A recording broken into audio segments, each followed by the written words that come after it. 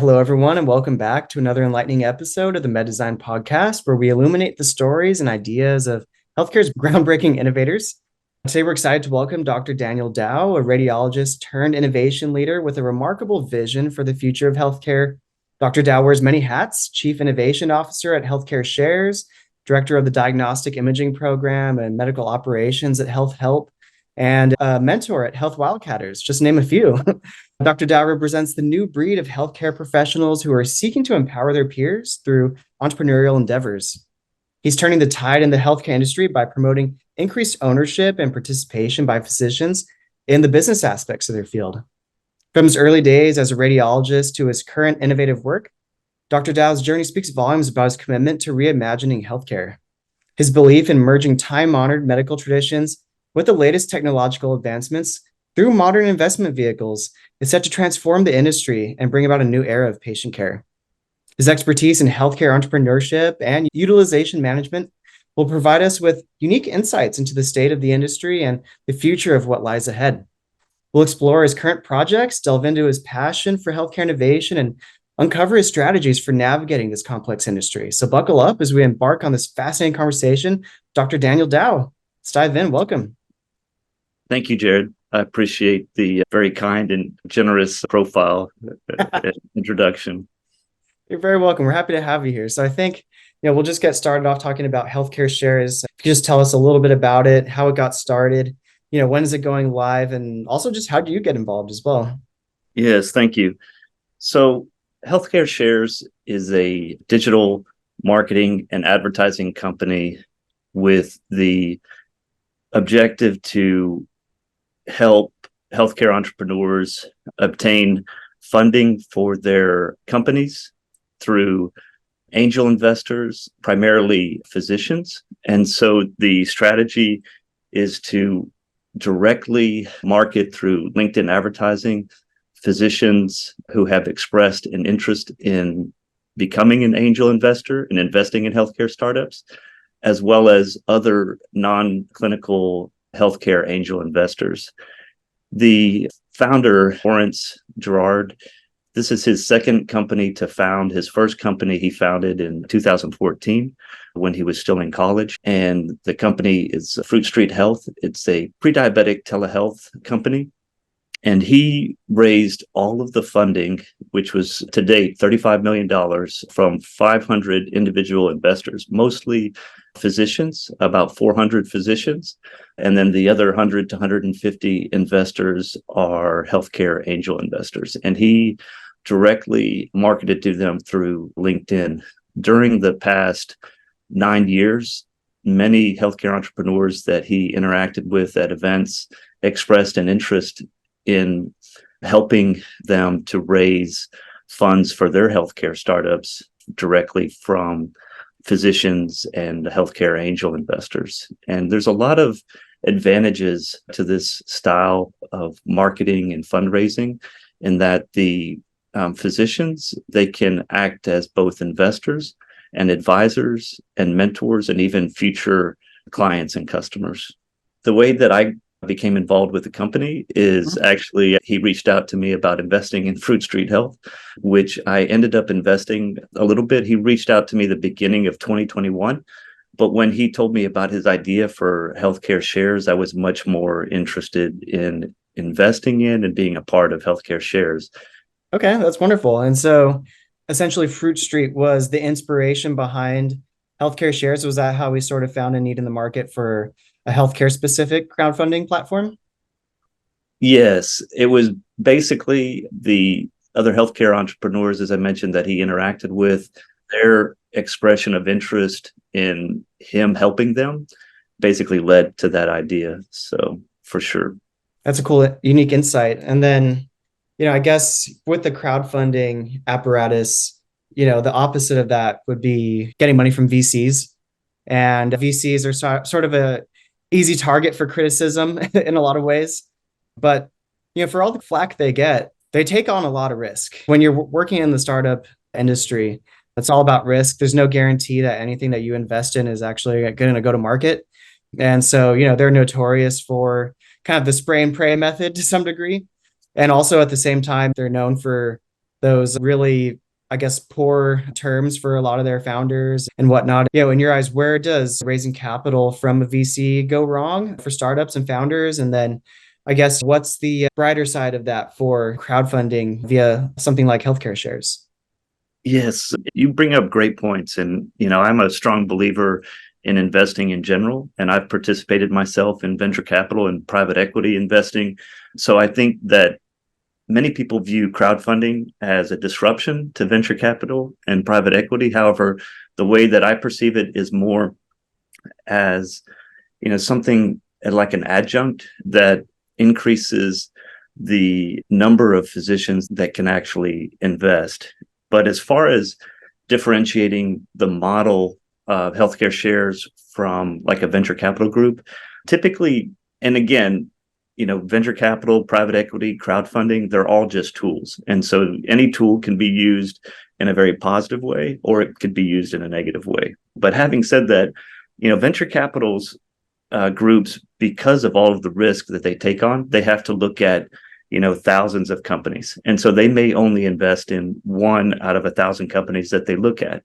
And what that means for healthcare entrepreneurs is that they end up having to talk about their companies to hundreds, if not even 1,000 venture capital groups in order to get funding. In addition, the venture capital groups may want to have an extended relationship before they invest. So they may have to have these discussions for 1 to 2 years before they ever get funding.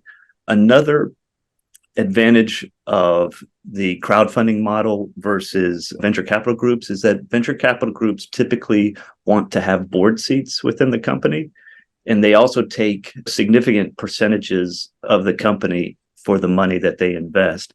And ultimately, what ends up happening after the healthcare company or any kind of startup company goes through multiple rounds of investing, at some point, they end up giving up more than 50% of their company, and they give up control of that company. And many founders have found themselves and their leadership teams basically eliminated from the company. Or the venture capital group decides that they wish to change the business model, change the strategy in a way that no longer aligns with the healthcare entrepreneurs' social, ethical beliefs and intentions for starting the company in the first place. Curious. Yeah, I mean, like this is something I'm fascinated by. And one of the maybe perceptions of crowdfunding, I think maybe generally, is that it might make it harder to then, like when you need to raise more capital, that the amount of capital you can raise through crowdfunding might make sense at early stage, comparable to angel investing. But then perception when you do need to go talk to the VCs or private equity to get to the bigger valuations and bigger raises, how do you make sure you set yourself up for success at this stage so that you don't close the door prematurely to like VC later on? That's a great point. As you mentioned, I'm involved in a healthcare startup accelerator. And one of the things that the CEO and founder told me from the very beginning was, well, crowdfunding is the funding of last resort. And I said, yeah, sure. And I understand that. And you're exactly right. Once the founder takes funds in that manner, it may be more challenging for them to get funding from a larger venture capital group or private equity group. But private equity actually used to be the funding of last resort. If you go back to the 80s and early 90s, when private equity started, it was basically they got the absolute best deals because the banks and other investors were unwilling to invest in them. And so over the past 30 years, private equity has evolved to become a very acceptable and a very profitable way to fund companies and to make investments. So I anticipate crowdfunding over the past 10 years has significantly evolved itself. I think that perception is decreasing, and it'll kind of be at times dependent on the cycle, where in the economic cycle that we're at as far as investing. And right now is actually probably a really good time to be considering crowdfunding because of the contraction in liquidity with investing. It has significantly decreased for both venture capital and private equity. What kind of barriers then would you put in place so that, I mean, you talk about like funding level of last resort. I mean, with crowdfunding, you also kind of have that ability to kind of enter into a zombie mode where you like raise just enough money to basically create a whole lot of equity promises, but not enough to actually fund the startup. So it's like that in between zone. So I'm curious how you like set up those barriers to avoid the zombie raise, if you will. So you bring up an excellent point. And so the way that me personally, the way that I'm approaching it is that almost as if we're a venture fund or a venture group. And so we want to look at the healthcare companies because we don't want to just find an easier way to bring companies that should not be funding. And so, I mean, I'm more looking at companies that have obtained successful funding through accelerator programs and incubators, things like that, rather than just I just have an idea, I've not gotten any funding. So my preference, my involvement is, and I'm working with the Health Wildcatters group, and we're looking at collaborative agreements with other accelerator programs. But definitely my preference would be to find companies that are already successful. Personally, I think there is somewhat of a niche between companies that have already raised, but they don't want to bring in another venture capital group and not only dilute their ownership, but also dilute their control over the company. So Well, that's an interesting use case for this. We actually touched on a lot of the stuff that I had for this particular topic, but what I am curious of is for physicians that are interested in becoming investors, like what does that process look like for them to be able to, use this apparatus?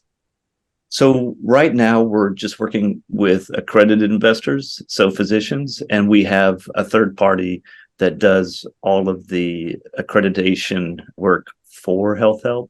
We also work with a holding company. There's Madison Trust. So if they want to use their IRA funds, which a lot of physicians do want to use those funds for this type of investment, they're able to do that. And it's relatively simple. We send them an email, they log into the system, and they go through the questionnaires. The simplest way to do it is, in my opinion, is the way that I did it, which is you have an option to have your financial advisor write a letter that you are an accredited investor, and then you have a decision within 24 hours. But it's a relatively simple process. The other ways are to verify income and verify assets through this third party.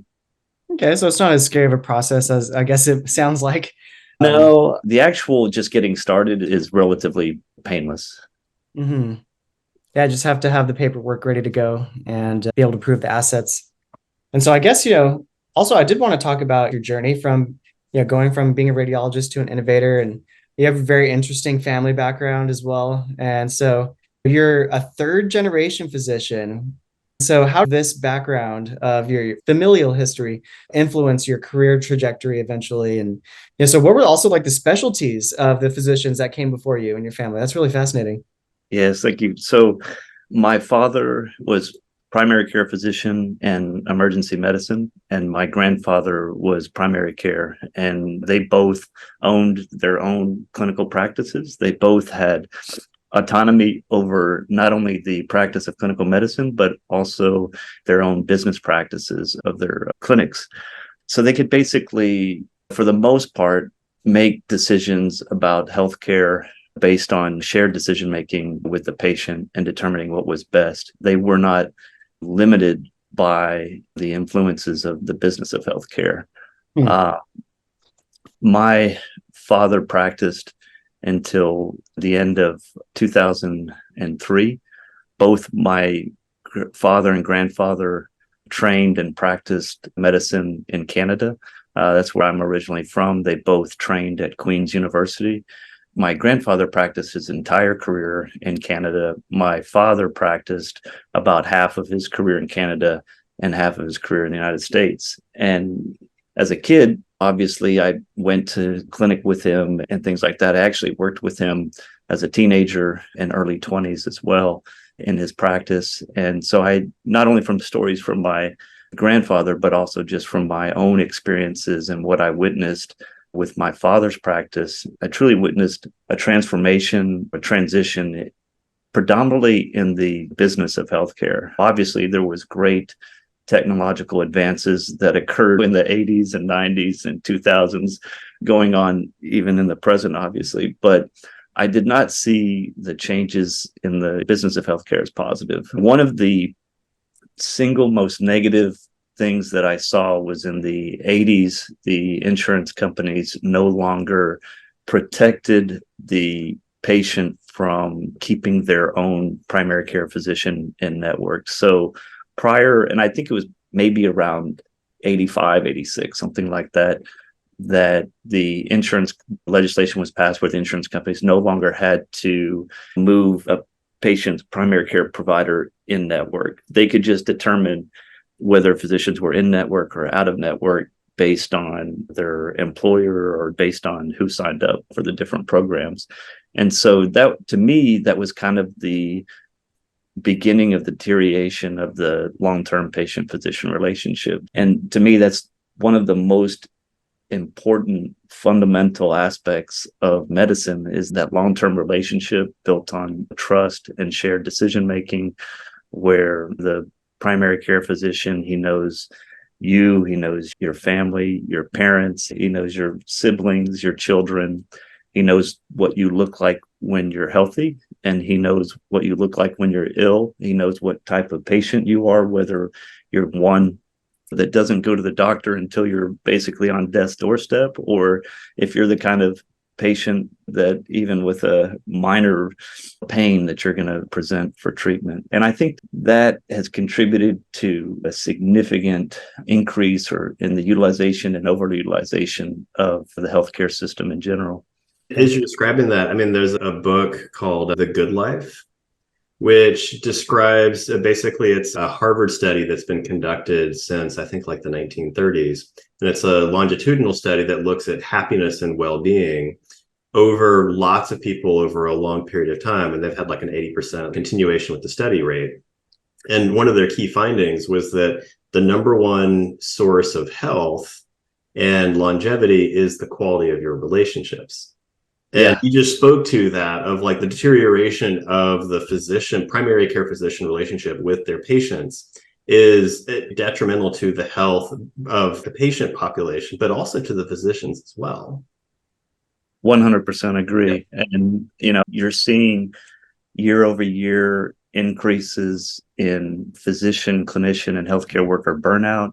You're seeing a phenomenon of moral distress and moral injury that physicians and healthcare workers are experiencing, which is leading to a mental health crisis, and which is leading to an increasing number of physicians and clinicians and healthcare workers that are leaving medicine to do something differently because it no longer aligns with their beliefs and their values, and they feel like that they have to practice medicine in a way that violates their beliefs.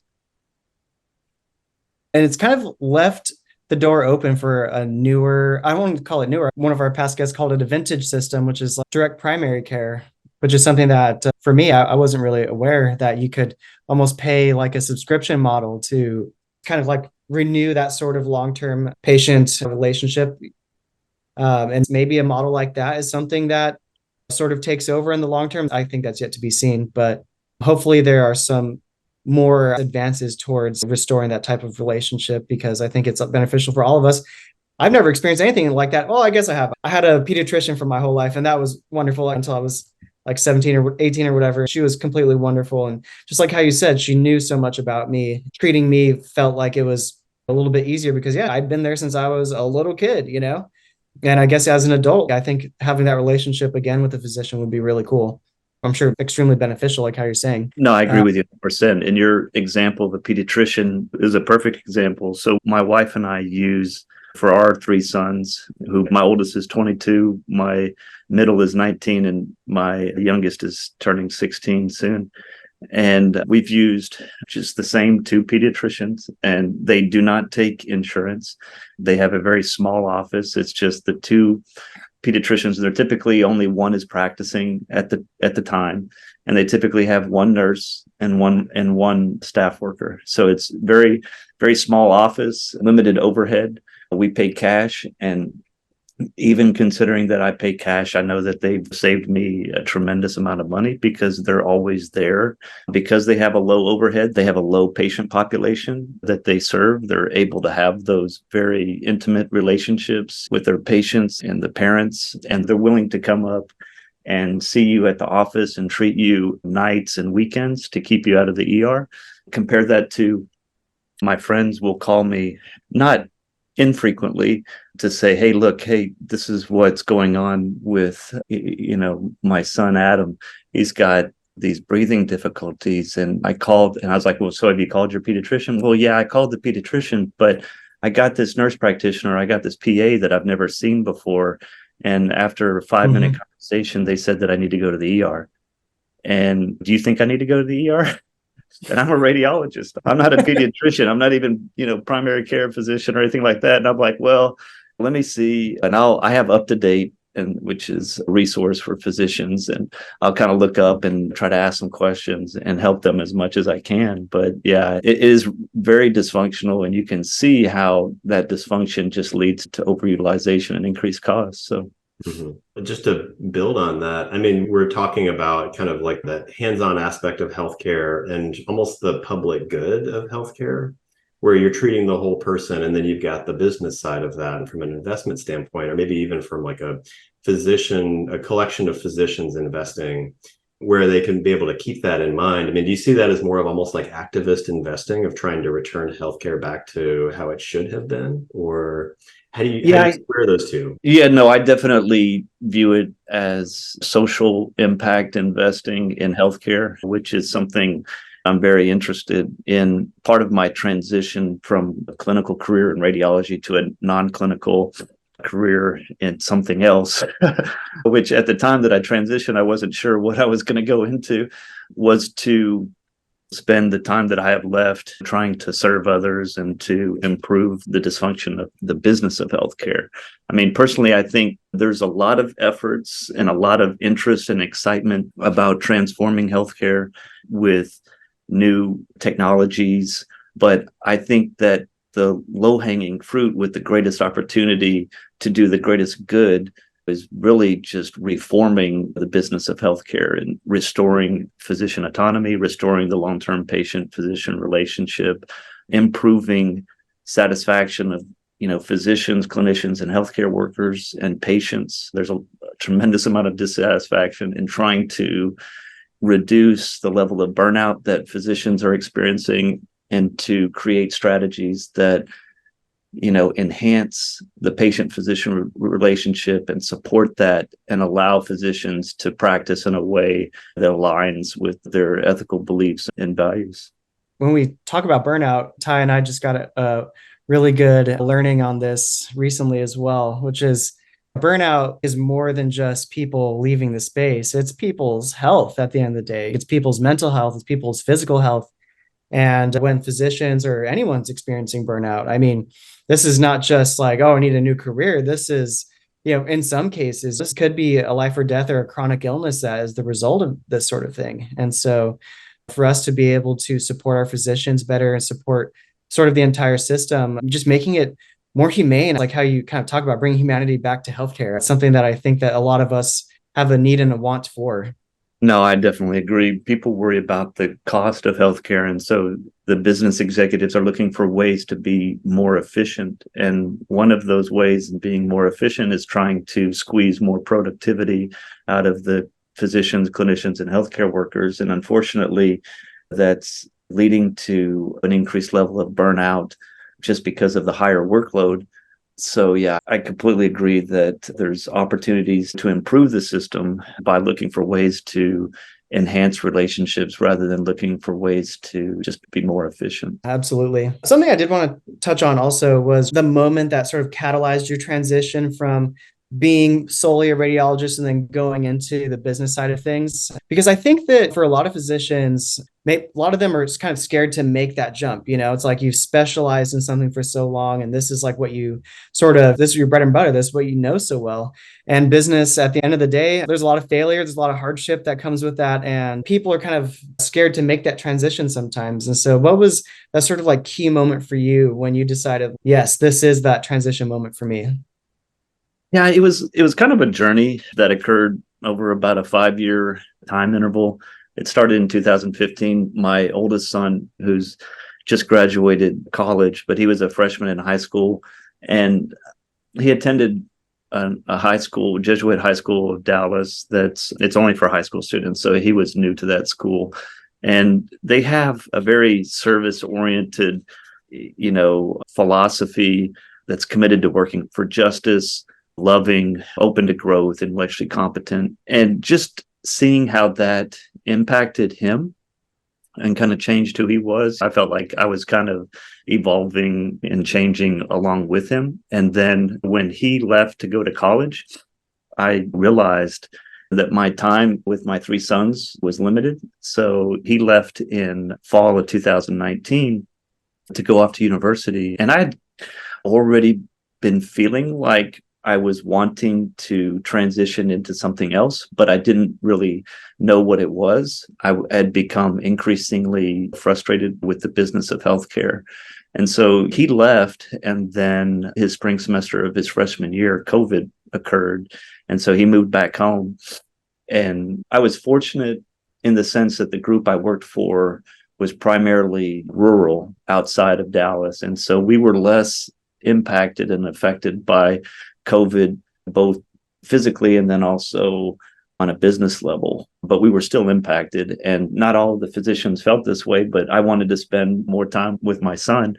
And so I significantly cut back my work time. And then in the summer of 2020, I actually was like, well, I started taking more time off. And the more time I was off, the more I realized that I wanted to do something different where I had more control over my schedule and also a greater ability to impact and to serve others. I mean, I think as a radiologist, obviously, was interpreting diagnostic imaging exams and also doing image guided procedures. And so I was serving patients, but I wanted to serve a greater number of people. I had no idea how to do that. And after a couple months at home, my wife told me, she goes, well, if you're not going to go back to work, you got to work with a career coach and do something else. So she actually helped me, and she found a career coach for me to work with. It was an incredible experience and eye-opening for all of the opportunities that are available for physicians as far as transitioning into a non-clinical career. I wasn't sure if I would ever go back to clinical radiology, but I knew I didn't want to shut the door on that. And so that meant that I would need to maintain my Texas medical license and my board certification for radiology. Once you make that decision, it limits the number of career choices that are able to do that. And utilization management was one of those. And so that's one of the things that I do. And then at the same time, I've always been invested and involved in investing. And so one of the recommendations that was made to me was to get involved with a healthcare startup accelerator. And so I did that as well. And I've been involved with them since the fall of 2020. And then, like we previously discussed, I became involved with Healthcare Shares in 2021. That's wonderful. And I think also, maybe if we could delve into your relationship with the Health Wildcatters as well. We're on the friendlies with them. Hubert is a wonderful person. I think he's somebody that really should be at the head of an organization like that. He's got a really open mind. He's really about helping people at all different sizes of organizations. And like I said, he's been a wonderful ally of ours. So I guess for everyone else that is listening, what is the Health Wildcatters and what sort of impact do they have on the healthcare innovation space? Okay, great. Yeah. Hubert is wonderful. He's originally from Austria, and he moved here and trained at T Southwestern, same as myself, and decided he was not going to go into clinical medicine. He was going to do research. And then that kind of evolved into volunteering with an incubator. And then that kind of grew into the desire to start a healthcare startup accelerator, which he did in 2013. And the model of Health Wildcatters, from my experience, is a little bit unique. They run a small annual fund. It's only a little over $1 million that is invested by the investor network each year. And there's an investor and mentor group of about 300 people that are involved in the program. And the business is divided Considering it's an annual fund, it's divided into quarters. And the first quarter of the business is devoted to marketing the accelerator program to encourage healthcare entrepreneurs to apply to the program. He attends conferences and innovation summits all across the United States and also globally. Going into the end of the second quarter, he starts to whittle the numbers down. And so the applicant pool has run probably between 200 to over 400. I think the 2023 applicant pool was roughly 420, somewhere around that. But once he has that applicant pool, he starts to whittle the numbers down to about 20. And then there's a pitch event for the investors and mentors. And then the investors and mentors get to weigh in on who they think should be selected and what the positives and negatives are for each healthcare entrepreneur in their company. And then he makes a final selection of roughly 9 to 12 or so companies. And then they invest a small amount of money and a great amount of time and take a significant percentage of the company. Pre-COVID, it was a requirement for the healthcare entrepreneurs to come to Dallas for the accelerator program. Obviously, that was not possible during the time of COVID. So they made it where it was remote. And then now it's, after things have relaxed and opened up, it's retained kind of a hybrid approach where the majority of the entrepreneurs come to Dallas for the program, but some do stay remote. Some of them are in India or Germany, other countries. And so they don't really have the financial means to travel, so they may stay remote. But the healthcare entrepreneurs show up beginning of September. And then for 80 days, they have an intensive program, mentorship program, where Hubert helps them, guides them, evaluates them with their business models, their strategies, their pitches, their slide decks. The mentors also, it's a collective effort. Hubert likes to refer to the mentor and investor group as a collective brain trust, which I think is great. It's a great opportunity for the healthcare entrepreneurs to get the benefits of that. And then he brings in guest speakers and people to give lectures and presentations. He has a representative from Polsinelli, which is a legal group that gives a great presentation. And then there's former entrepreneurs, some that were in the Health Wildcatters program and some that were outside, to give lectures about their experiences and what helped them and different sources of funding. I mean, it can be from funding to legal work to business strategies. But probably the biggest benefit that the healthcare entrepreneurs get from the program is the network of all of the mentors, because each mentor brings his own network. And so having that ability to tap into that network is very helpful to them. Yeah, and you talk about a network effect, 300 mentors, all super experienced and all of their own personal networks involved. Just the reach from that, I can imagine, is incredible.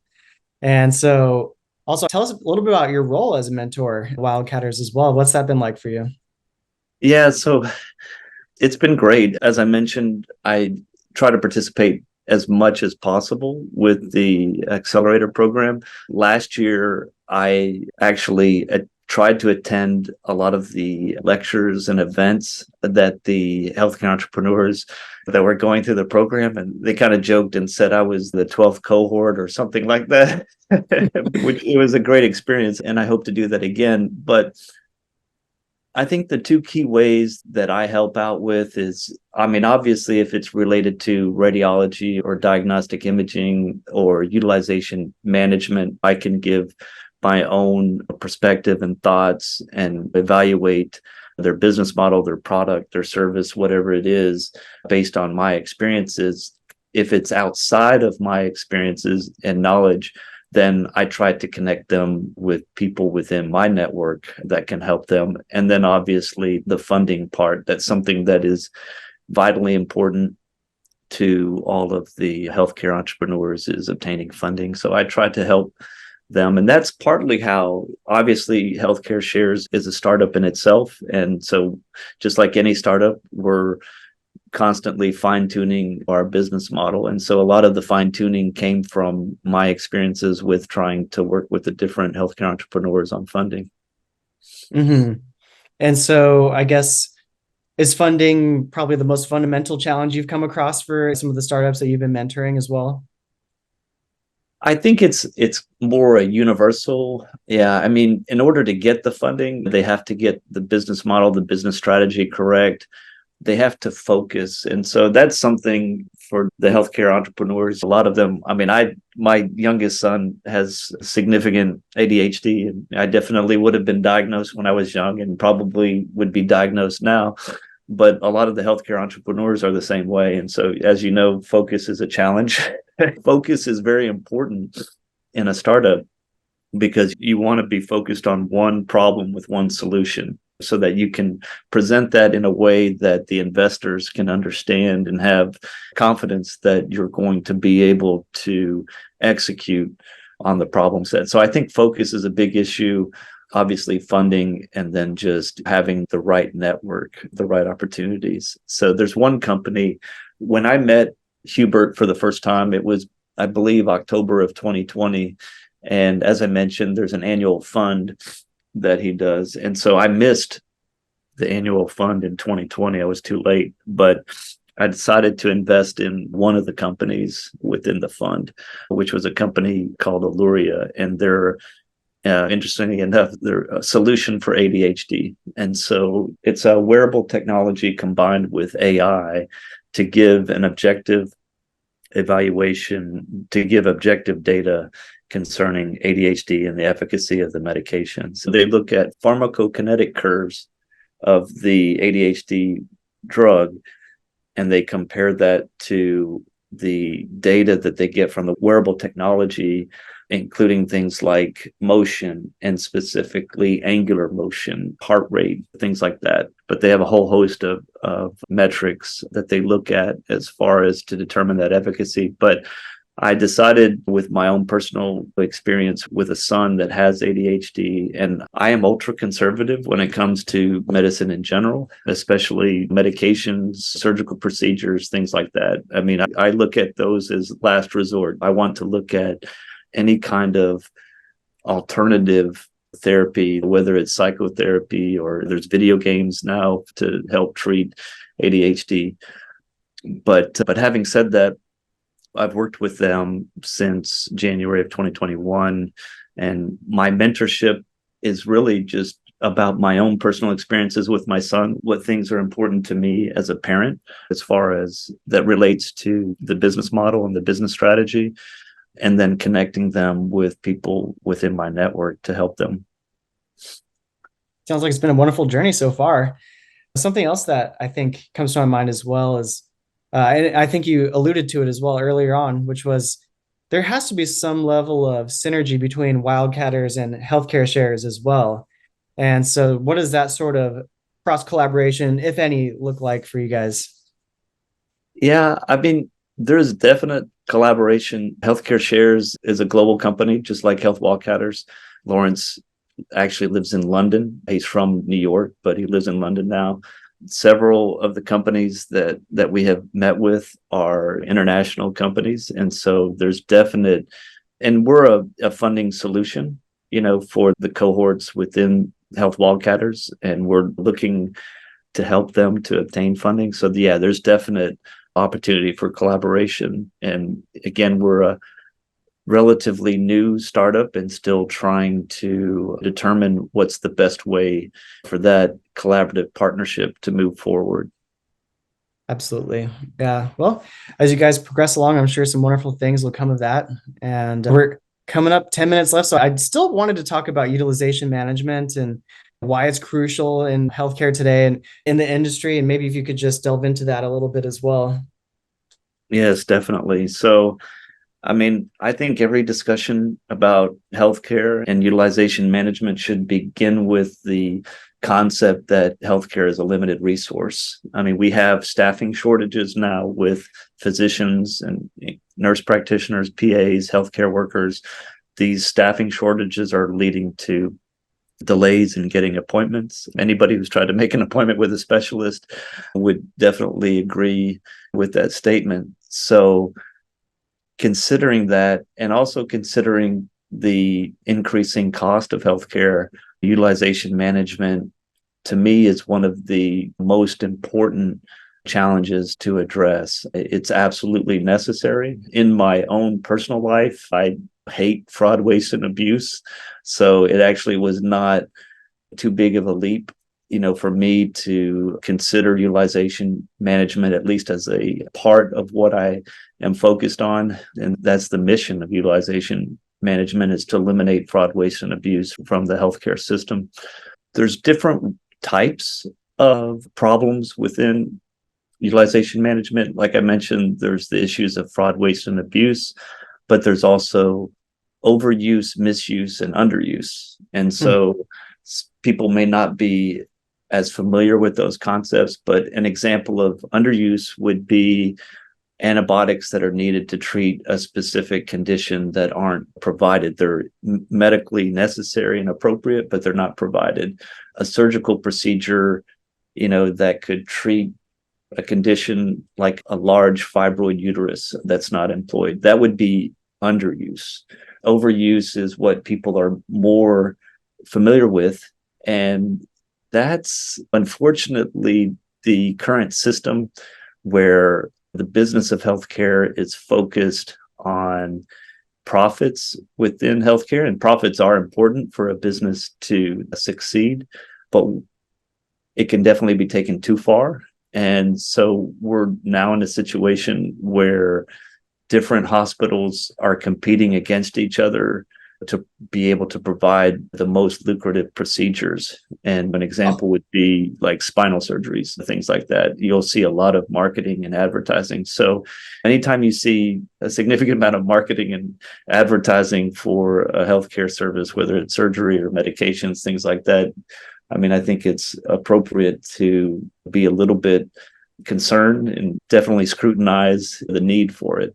So, yeah, I think there's a lot of opportunities to improve utilization management. This is one area where technology is extremely important. I think what you're seeing now, one example that I could give you with radiology, there's a company, and it's not a Health Wildcatters company, but there's a company called Covera.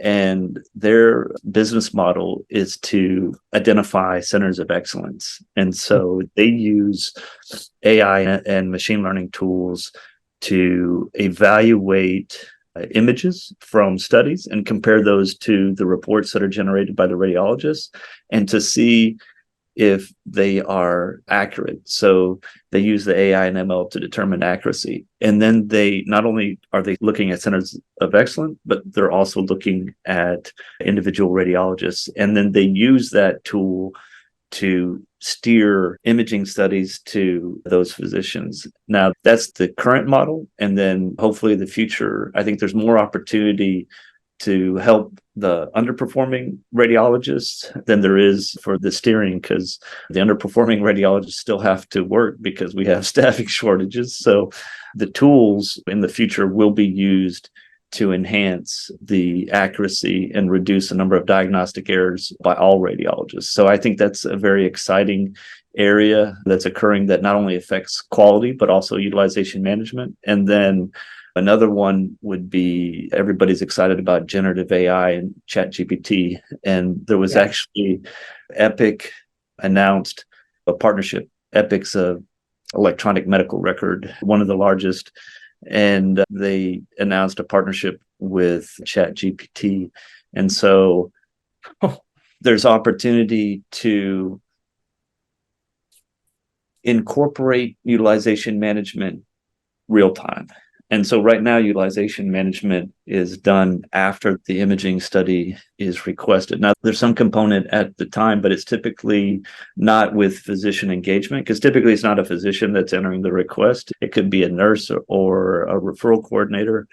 But a future solution would be an integrated system that the physician is engaged with while he is evaluating the patient, that's going to help him to make the most appropriate decision based on medical necessity at the time, eliminating the need, hopefully, for retrospective I love to see that. I love to see AI being utilized in a way where people are always worried like, oh, AI is going to take our jobs and stuff. And I mean, I think it's just going to be a wonderful tool. It's going to make us more efficient. And I think right now we're still at the early stage of implementing AI and really figuring out its implications. And as long as it doesn't turn into Skynet on us, Terminator style, I think we're going to be better off for it. I completely agree. I mean, I look at, just like you said, AI is just another tool that can be used in a positive or negative way. And I definitely think that businesses, in that concept, I don't want to suggest that all healthcare businesses are negative. In no way do I want to suggest that. But I do believe in the concept that businesses exist to serve people and communities, not the other way around, and that businesses should serve all of their stakeholders, not just their shareholders and for profits. So the profits are important, but the profits are there so that the business can serve the people and the communities. Right. And I think that in the current day and age, I think that model is kind of flipped upside down right now. So hopefully we can get back on track in regards to that. And shoot, we're coming up on time here. So I wish we could have talked about health help, and maybe we'll have to have you back on, talk a little bit more about that in the future. But something that we always like to ask at the end of our conversation is just what advice would you give to healthcare professionals and physicians in particular that are interested in entrepreneurship and innovation, and they're trying to follow your path? Yes, thank you. One thing that I would have told myself was to get involved earlier. I really focused on just being a radiologist. And I think getting involved early with whether it's utilization management or with a healthcare accelerator or an incubator or an angel investment group that's interested in healthcare, I would definitely recommend all of those things or any other interest that you have within healthcare to get involved early. Don't wait until you retire or think that you're going to retire to start becoming involved in those things. I think working with a career coach is phenomenal. And I have one career coach that I worked with initially who referred me to a second career coach that focused on the healthcare investment sector. And then listening to podcasts, I found a third career coach that I now work with. And I highly encourage listening to podcasts, going to healthcare innovation summits, conferences, just getting involved as much as possible and networking with others. My everyday goal is to get up, bring a positive influence to the people that I work with, to network, to collaborate, and then hope to repeat the same thing, and then eventually hope to have a positive impact on finding solutions to improve healthcare. So, yeah, I definitely think you are. And so, Dr. Dow, thank you so much for your time today. Thank you for your perspectives. Sounds like you're at one of the most interesting parts of your life right now. So excited to follow everything that you've got going on. And just thank you for your time today. All right. Thank you, Jared. And thank you, Ty. All right. Thank you, Dr. Dow.